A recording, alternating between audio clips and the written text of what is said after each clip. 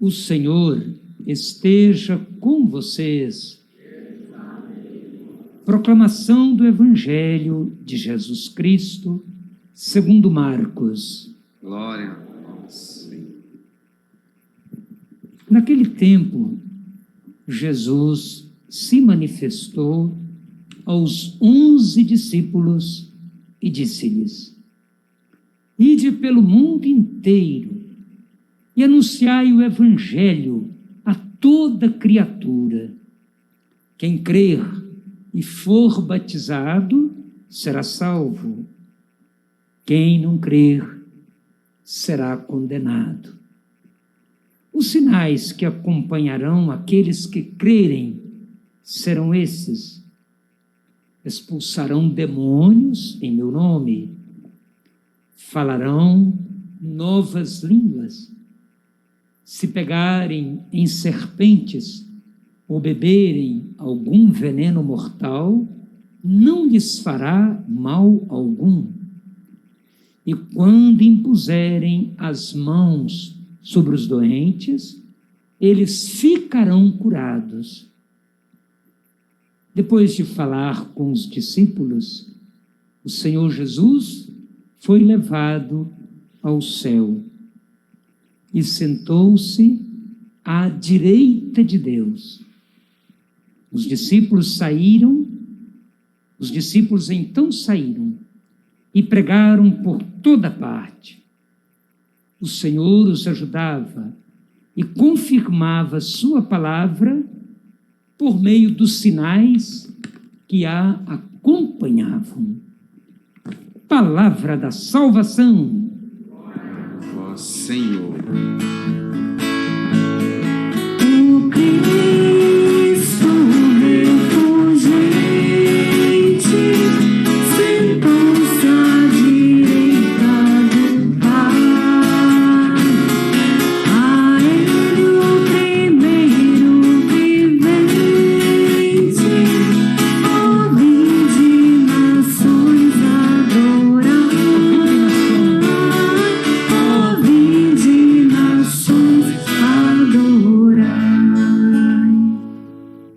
A ascensão de Cristo já é nossa vitória, pois temos a esperança e confiança de participar da sua glória.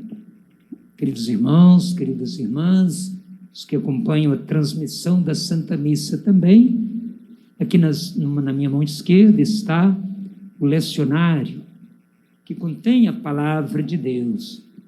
O que nós fazemos agora, às vezes dá-se o nome de homilia, antigamente dava-se o nome de prática, outros até falam em sermão. Sermão é um outro tipo assim de oratória. Mas o Papa Francisco, numa de suas catequeses, que normalmente oferece todas as quartas-feiras, e nas últimas 33 quartas-feiras, portanto há quase 6 meses, nas catequeses ele tem falado da oração. Mas, há um tempo atrás, ele comentava nessas chamadas catequeses sobre a liturgia da palavra e a liturgia eucarística. Pois é interessante, se vocês tiverem assim um tempo disponível, quem sabe trocar um pouco de tempo entre ler as mensagens e notícias que chegam ali no celular, às vezes no computador, no tablet, para começar também a dedicar-se talvez 10 minutos, cada dia, uma das reflexões da palavra de Deus e também da mensagem do nosso Papa, do nosso pastor, Papa Francisco. Ele dizia que a homilia tem que ser até breve, porque a palavra de Deus, ela fala por si só. A palavra de Deus, tanto que é palavra de Deus. E se nós, então, estamos atentos à palavra, mesmo não tendo folheto, né, nas mãos, talvez é mais fácil para quem proclama, inclusive a gente sempre recomenda, os que vão proclamar a palavra, possam ler antes, assimilar, pedir ao Espírito Santo que ilumine, e que nós, os que proclamamos as palavras, sejamos os primeiros ouvintes da palavra, o esforço de colocar em prática esta palavra. Então, nessa festa da Ascensão, que dissemos é a nossa vitória, é o que está na oração da coleta da missa de hoje, aquela oração que vem depois do Glória, antes das leituras, antes da proclamação da palavra. Já falamos em outras ocasiões, mas é bom lembrar. Coleta, ela junta os pedidos que em silêncio a gente faz. Por exemplo, o padre fala, oremos. E aí um breve silêncio para que cada pessoa faça a sua oração silenciosa. Esses pedidos são coletados, juntados, apresentados ao Pai. Então, na oração de hoje, a gente rezou assim, Senhor, a ascensão de Cristo já é a nossa vitória. Dai-nos a graça de, pois membros do seu corpo, já participamos da sua glória no céu e esperamos participar dessa glória, porque de fato somos membros do corpo de Cristo, principalmente pelo batismo.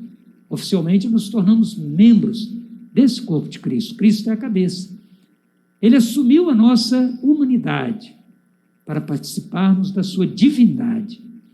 Então, a nossa humanidade já está gloriosa no céu por causa da humanidade que Jesus assumiu.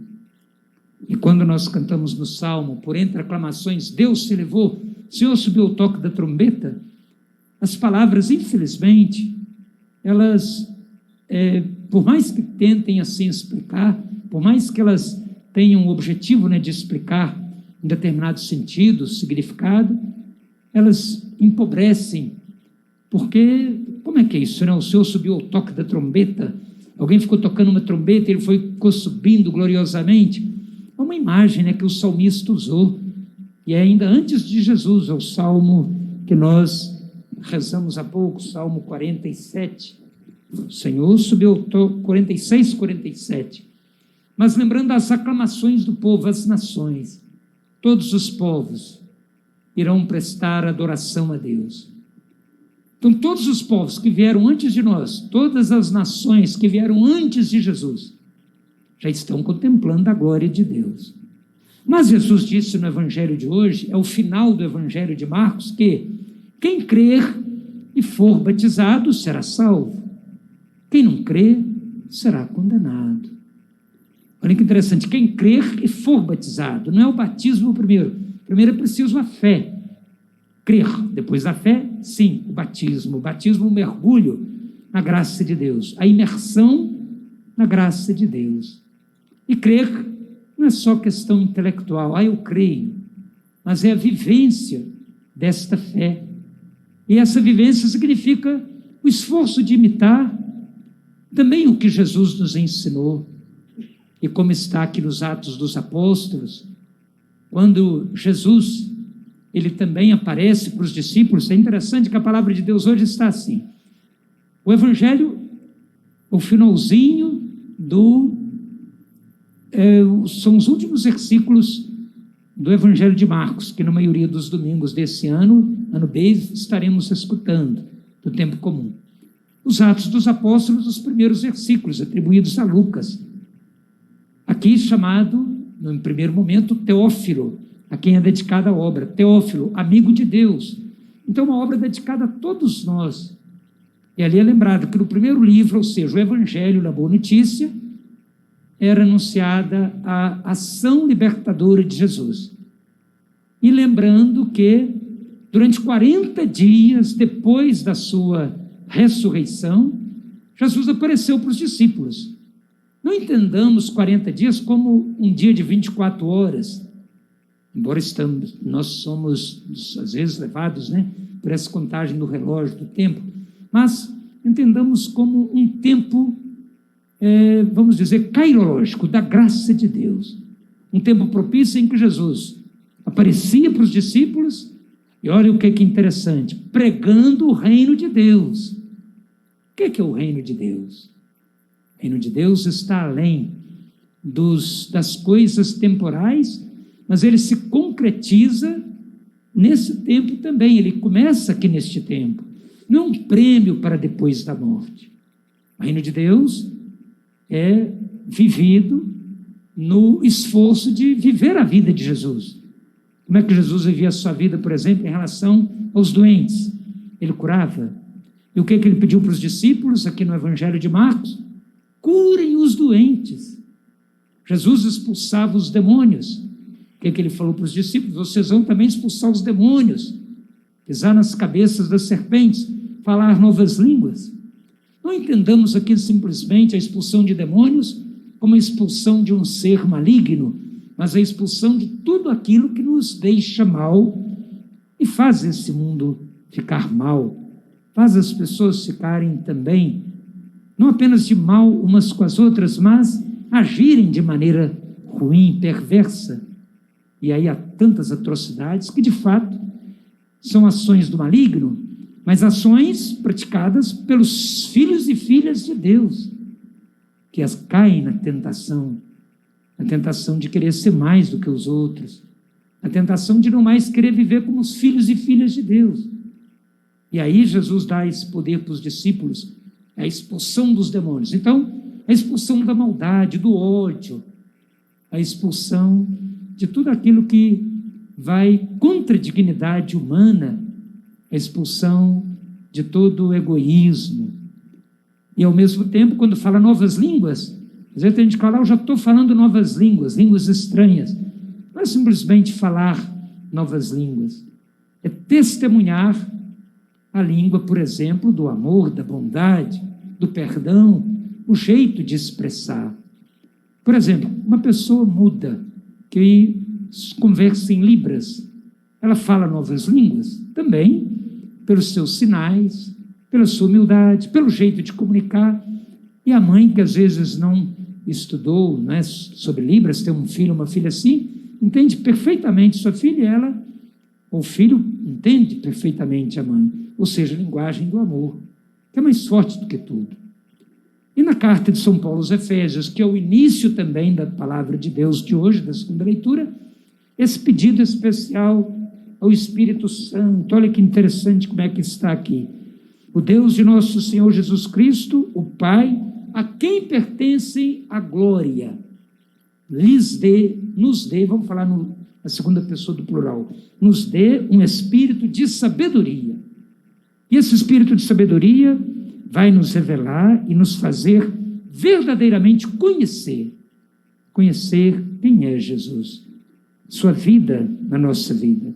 Que esse Espírito abra o nosso coração à sua luz, a luz do Espírito Santo, para que saibamos qual a esperança que o chamamento de Deus nos dá, qual a riqueza de sua glória, que está na herança com os santos, que imenso poder ele exerceu em favor de nós que cremos, de acordo com a sua força onipotente. E aqui vai falando da força de Cristo. Paulo enfrentava na época heresias em que pessoas diziam que Jesus era uma das entidades intermediárias entre os homens e Deus. E esses nomes que aparecem aqui, poder, potência, autoridade, poder, soberania, nomes atribuídos aos anjos, seres espirituais. Jesus era visto como se fosse uma dessas entidades, desses seres. Então, o que é que Paulo mostra? Que o Cristo é muito mais. Tudo foi posto sob os seus pés. Fez dele, que está acima de tudo, a cabeça da igreja, que é seu corpo. A igreja que somos nós. Então, a plenitude daquele que possui a plenitude universal. Ele está acima de tudo, sim. Mas não basta a gente falar Deus acima de tudo, se ele não está no nosso coração, se ele não está presente nas nossas ações de fraternidade, de solidariedade, de fraternidade. E aquele que está acima de tudo se faz o servo dos servos, para podermos também, da mesma maneira, servir uns aos outros. Antes de vir para cá, estava ouvindo com o padre Paulinho uma homilia de um bispo lá de Jundiaí, e aí a gente foi terminando a reflexão, lembrando 3 aspectos da ascensão. O primeiro que está na oração é a nossa vitória. A vitória de quem? Do amor. Do amor sobre o ódio, da verdade sobre a mentira. Então, a ascensão, vitória. E essa ascensão, sendo a vitória de tudo aquilo que maltrata a vida e destrói a vida, vem a missão. Qual é a missão? Sermos testemunhas deste amor. Como Jesus pediu para os discípulos, irem a todos os povos. Aqui no Evangelho está 11. Precisa ser de 12. Ontem foi a festa de São Matias. Mas o 12º sou eu, é você. Nós completamos o número 12. É hoje que o Cristo também está nos enviando para levar essa boa notícia do amor, do reino dos céus, da verdade, da justiça, da paz. Esse é o reino de Deus que Jesus veio inaugurar. Então, a vitória do amor, a missão de sermos testemunhas dessa vitória, desse amor, e o terceiro ponto que ele lembrava, a vocação à santidade. Todos somos chamados à santidade. E aí, ele lembrava da mensagem do Papa para esse 55º Dia Mundial das Comunicações, celebrado amanhã.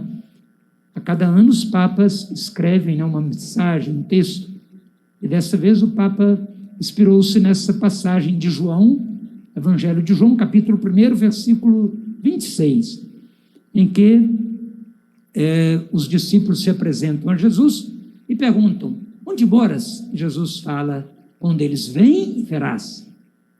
Ver, ir com Jesus e ver aonde Jesus mora. E onde que Jesus mora? Mora com o povo, mora com os doentes, mora com as crianças, com as mulheres. Ele mora com todas as pessoas que o acolhem, que praticam o bem. E aí o tema da comunicação é esse, dessa mensagem que o Papa vai desenvolvendo, e fica um convite para vocês depois também observarem durante a semana. Quem sabe o Marcos da Web publica lá também, o Miguel no site da paróquia. Hoje ele participou do encontro de comunicadores da diocese, eu também, Padre Paulinho, com o Ayrton, Padre Geraldo Martins e outros, e ali lembrava esses desafios da comunicação. Um deles, por exemplo, está na mensagem do Papa, o uso da web, das redes sociais, chamando a atenção para a divisão que muitas vezes causamos com o mau uso dos meios de comunicação. E às vezes, infelizmente, nós corremos esse risco de, em vez de nos comunicar, nós nos fecharmos. Em vez de informar, nós simplesmente tratarmos de assuntos que mais dividem do que unem. E aí entra essa questão do nosso Brasil, da vacina, de quem está lá na CPI, de quem está à frente do governo federal, estadual, municipal, na igreja. E aí entre nós, a gente tem esse compromisso de não deixar que o espírito do mundo tome conta do nosso coração, mas sim o Espírito Santo, cuja festa já celebramos no próximo domingo, entre a Ascensão e Pentecostes, a novena ou semana de oração pela nossa unidade, que começa amanhã, a semana de oração pela unidade dos cristãos, cristãos aí, todos os cristãos, das outras igrejas conosco também, como lembrava a campanha da fraternidade esse ano. Então, esses 3 pontos tentemos guardar, pelo menos, antes de professar a fé. A vitória do amor, a nossa missão na família, em todo lugar, nos meios de comunicação, e a nossa vocação à santidade. Pensemos, irmãos e irmãs.